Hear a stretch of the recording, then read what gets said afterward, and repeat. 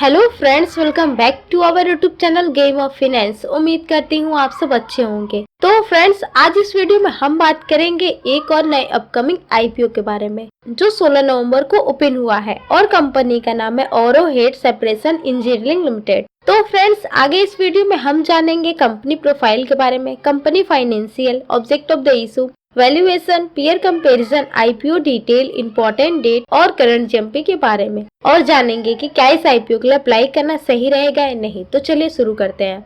तो सबसे पहले बात करें कंपनी प्रोफाइल की, तो ऑरोहेड सेपरेशन इंजीनियरिंग 1991 में स्टार्ट हुई थी और ऑरोहेड सेपरेशन इंजीनियरिंग का बेसिक फंडा यह है कि वो मेनली अलग अलग केमिकल प्रोसेस इक्विपमेंट के डिजाइन और प्रोडक्शन के बिजनेस में इंगेज्ड है और इनका खास एक्सपर्टाइज कंटिन्यूअस ड्राइंग और कूलिंग सिस्टम के इक्विपमेंट के मैन्युफैक्चरिंग में है। इनके प्रोडक्ट की बात करें तो उस लिस्ट में आता है single drum dryer, vacuum double drum dryer, rotary dryer, flaker system, zero liquid discharge system, double drum dryer, applicator roller, paddle dryer, belt dryer और ऐसे ही कई प्रोडक्ट इस लिस्ट में है। कंपनी के प्रोडक्ट इंडिया में तो ट्रेड होते ही हैं और इसके अलावा एक्सपोर्ट भी किए जाते हैं। ये तो बातें हो गई कंपनी से जुड़े डिटेल्स की। अब बात कर लेते हैं आईपीओ डिटेल की। तो 16 से 20 नवंबर तक आईपीओ ओपन रहेगा और ऑरोहेड सेपरेशन इंजीनियरिंग का आईपीओ प्राइस 233 रुपए पर शेयर कंपनी ने तय किया है। इस आईपीओ से 5,58,000 फ्रेश शेयर इशू होंगे जिसकी कीमत 13 करोड़ होगी और ऑफर फॉर सेल के तहत कोई भी शेयर इशू नहीं होंगे। तो टोटल आईपीओ साइज 13 करोड़ का ही रहेगा। 600 शेयर्स का एक लॉट रहने वाला है और एक लॉट अप्लाई करने के लिए आपको कम से कम 1,39,800 रुपए खर्च करने पड़ सकते हैं। फेस वैल्यू 2 रुपए पर शेयर रहेगा और रिटेलर के लिए 50% का कोटा रिजर्व किया गया है और ये कंपनी बीएसई एसएमई में लिस्ट होगी। और अब बात कर लेते हैं आईपीओ को इम्पोर्टेंट डेट की। तो 16 नवंबर को आईपीओ ओपन होगा और 20 नवंबर तक ओपन रहेगा अप्लाई करने के लिए। 23 नवंबर तक आईपीओ लॉट होने की उम्मीद है और जिन्हें आईपीओ लॉट नहीं हुआ होगा उन्हें 24 नवंबर तक रिफंड मिल जाएगा और सब कुछ तय डेट के मुताबिक रहा तो 28 नवंबर तक डीमेट अकाउंट में शेयर क्रेडिट कर दिए जाएंगे और 29 नवंबर को आईपीओ लिस्ट हो जाएगा। अब बात कर लेते हैं ऑब्जेक्ट ऑफ द इशू की। तो जुटाए हुए फंड का इस्तेमाल कंपनी अपने लोन के रीपेमेंट के लिए करेगी और साथ ही कंपनी अपने डेली की वर्किंग कैपिटल की जरूरतों को पूरा करने के लिए करेगी और इसके अलावा जनरल कॉर्पोरेट पर्पस के लिए भी फंड का इस्तेमाल किया जाएगा।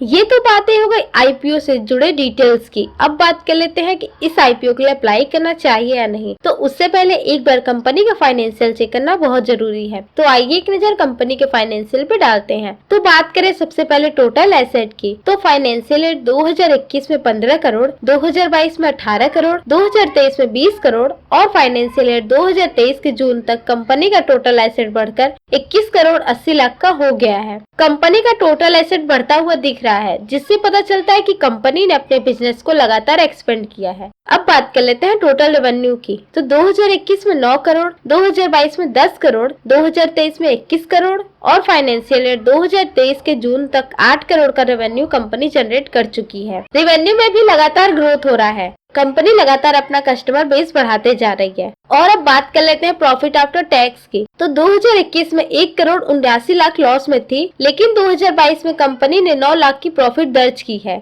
2023 में 1 करोड़ 69 लाख का प्रॉफिट और फाइनेंशियल ईयर 2023 के जून तक 64 लाख का प्रॉफिट हुआ है कंपनी को। कंपनी के प्रॉफिट का डाटा देखें तो 2021 तक कंपनी लॉस में थी, लेकिन 2022 में कंपनी रिकवर की और आईपीओ लाने से पहले कंपनी बड़ा प्रॉफिट बनाई है। नेटवर्थ 2021 में 68 लाख था जो 2023 जून तक बढ़कर 3 करोड़ का हो गया है और रिजर्व एंड सरप्लस 2021 में -12 लाख था जो 2023 के जून तक बढ़कर 1 करोड़ 79 लाख का हो गया है। नेटवर्थ और रिजर्व एंड सरप्लस में कंसिस्टेंट ग्रोथ हुआ है जो कि अच्छी बात है कंपनी के लिए। और अब बात कर लेते हैं टोटल बोरोइंग की। तो कंपनी पर 2021 में 6 करोड़ का डेप्ट था, 2022 में 6 करोड़ 99 लाख, 2023 में 8 करोड़ और फाइनेंशियल ईयर 2023 के जून तक 8 करोड़ 96 लाख का डेप्ट कंपनी पर है। कंपनी लगातार डेप्ट बढ़ाती जा रही है, लेकिन आईपीओ आने के बाद कंपनी अपना डेप्ट कम करेगी। ओवरऑल फाइनेंस की बात करें तो कंपनी के एसेट लगातार बढ़ रहे हैं और रेवेन्यू में भी ग्रोथ होते हुए दिख रहा है, लेकिन प्रॉफिट में अप्स एंड डाउन लगा हुआ है। लेकिन यहाँ पर ध्यान दे तो 2022 तक कंपनी नॉर्मली ग्रो कर रही है, लेकिन 2023 में अचानक से बड़ा ग्रोथ दर्ज की है जो खासकर इन्वेस्टर को बहलाने के लिए है। तो ओवरऑल कंपेरिजन करने पे कंपनी का फाइनेंशियल परफॉर्मेंस एवरेज है।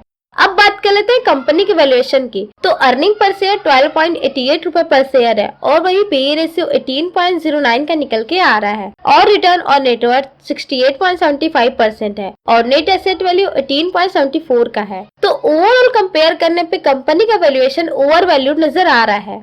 अब बात कर लेते हैं जीएमपी की। तो ग्रे मार्केट में कंपनी अभी 75 रुपए के प्रीमियम पर ट्रेड कर रही है, जिससे कि एस्टिमेटेड लिस्टिंग प्राइस 308 का हो गया है, यानी कि अपने एक्चुअल प्राइस से 32% ज्यादा पर लिस्टिंग मिल सकती है और 5 में से 4 स्टार की फायर रेटिंग मिली है इस आईपीओ को, यानी कि ग्रे मार्केट में ये कंपनी अभी तक ठीक ठाक परफॉर्म कर रही है। अब बात कर लेते हैं कि इस आईपीओ के लिए अप्लाई करना चाहिए या नहीं। तो कंपनी अभी तक फाइनेंशियली कुछ खास परफॉर्म नहीं कर रही है और शेयर प्राइस भी ओवर वैल्यू नजर आ रहा है, इसलिए मैं इस आईपीओ को अवॉइड करने वाली हूँ। वैसे आप क्या सोचते हैं इस आईपीओ के बारे में, हमें कमेंट करके जरूर बताएं। और आपको वीडियो पसंद आए तो वीडियो को लाइक करें और चैनल को सब्सक्राइब करके बेल आइकन को प्रेस कर दें और अपने दोस्तों के साथ शेयर करना ना भूलें। And thanks for watching.